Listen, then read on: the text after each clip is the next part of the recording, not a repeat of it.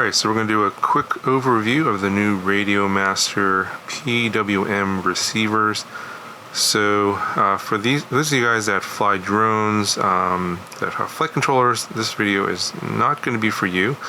If you use RC cars, boats or planes, those things that have maybe a lot of servos in them, the planes especially, then these receivers are going to be of interest to you. So these all use the latest version of ExpressLRS firmware, version 3.2 I believe is on here. They are not currently supported in the configurator yet as of the time of the recording of this video, but should be by the time these are released. And I believe they'll be officially supported on version 3.3 firmware, so you will need your latest v3 Lewis script on your radio and your radio updated to at least a version 3 firmware of the transmitter. There are, as you can see here, 7 receivers in the series. So we got the ER4 down here, a 4-channel receiver, and as you see here on the left side, we have our 6-channel receivers, the ER6, 6G, 6GV, and our 8-channel receivers, the ER8, 8G, and 8GV. And basically, as you can see, the photos here that are on the boxes pretty much match what the receivers look like in real life. But basically, the difference here is on this side we have 6-channel receivers for driving up to 6 servos, and on this side we have 8-channel receivers that can drive up to 8 servos. When you go up to the G series here, basically those are meant for gliders or smaller gliders, so the receivers are a little bit smaller, they're not as bulky.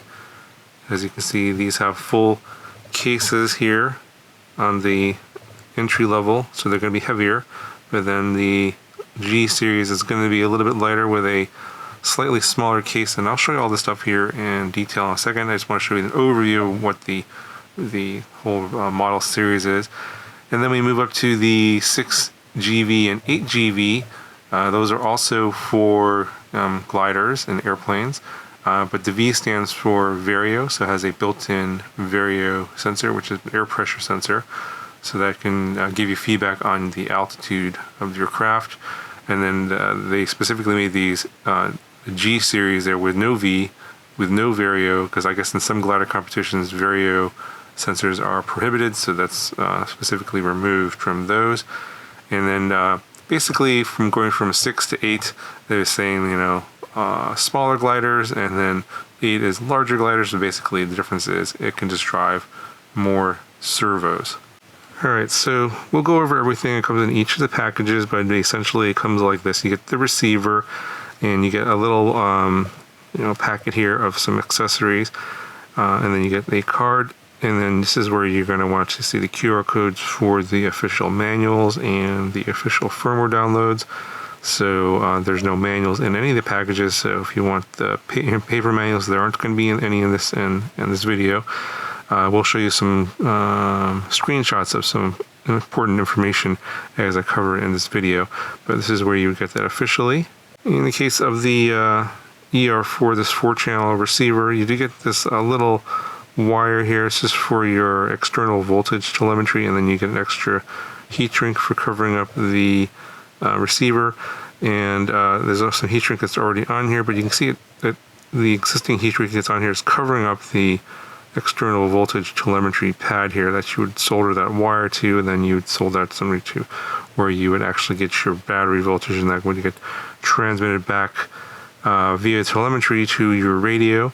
In this particular case, this smaller ER4 receiver can only transmit back 50 milliwatts of telemetry power, and it only has a single antenna, not a dual antenna setup, so obviously much lighter here. I'll put the weight up here on the screen for all the receivers as I go through them, and you can see a nice little 4-channel setup here. This is probably the one that I'm going to be using because I don't have gliders and I don't do any of that glider competition stuff. So there's a lot of these receivers here. I'm just going to show it to you. They're not really relevant for anything that I do on my channel.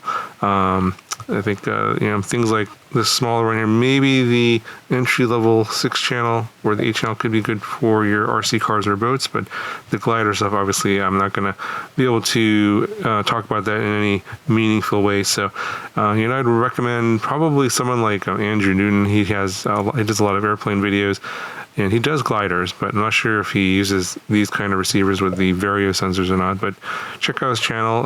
You can search his name, Andrew Newton, on YouTube, and I'm sure he'll probably get these as well. He does get some Radiomaster products, and he might be able to speak better on those if you're interested in gliders, but I'm pretty sure a lot of you guys that are on my channel are not. So regarding binding on these version 3 receivers, basically when you plug it in for the first time, if it's not bound to anything, the light will start blinking, and then you can go to your Lua script on your transmitter and then do traditional binding that way.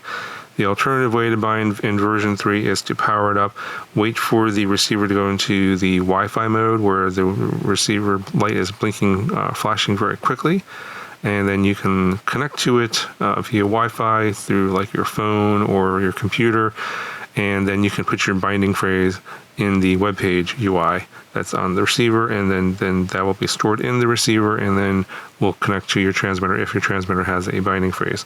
Alright, this is just a last quick look at the receiver itself. The telemetry voltage goes, I think the range is 4 to 35 volts on all of these, and if you have something that exceeds 35 volts, they caution you to not do that, otherwise it could damage the receiver. Here's the ER6, and then you have some different wires here.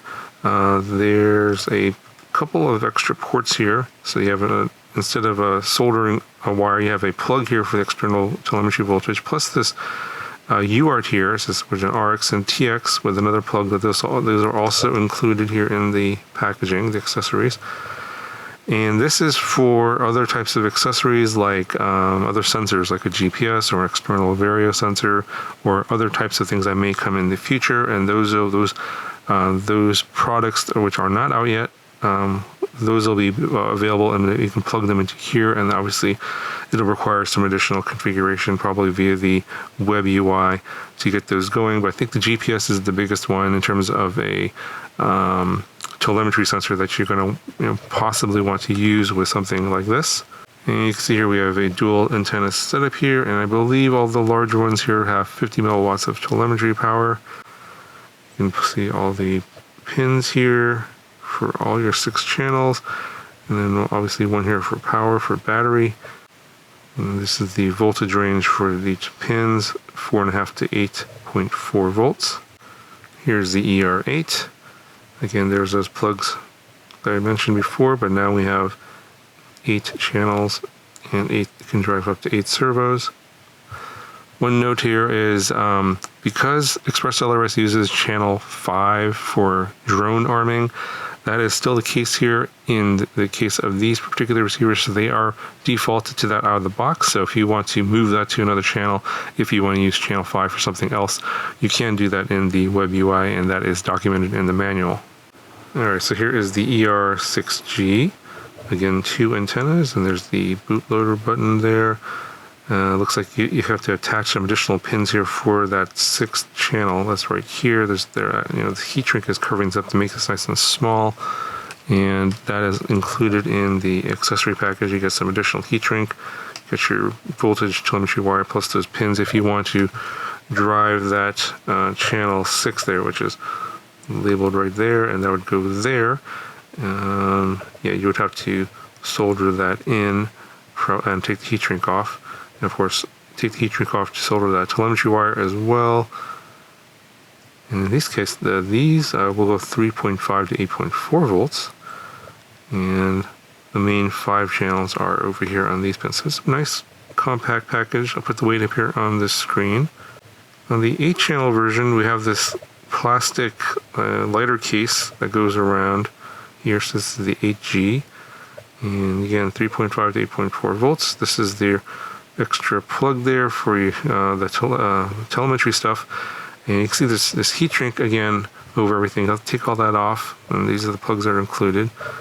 You'll have to remove that to put that on, And you can see here, you've got 5 channels here on this side, and then on the other side we have the remaining 6, 7, and 8 on this side, and again, dual antenna setup. And you can see here, here's the 6GV. It is basically the same as the 6G. They look fairly, pretty much identical, just different labeling. And this one has the built-in Vario sensor, which will give back air pressure information. And the 8GV again is just like the 8G, just this one has the Vario sensor and the 8G does not. No flight demo in this one yet because I didn't have time to put that together before the release date of this video. It was kind of sort of short notice, so I will have this in something pretty soon. I'm going to be using the ER4, obviously. Probably just something like a 3-channel airplane, and I'll demonstrate that in a future video. Not sure when that's going to come out, but yeah, if you have any questions or any other specific things that you want to know in a future video for an airplane video, do let me know in the comments below. That'll cover this video. Talk to you guys in the next one.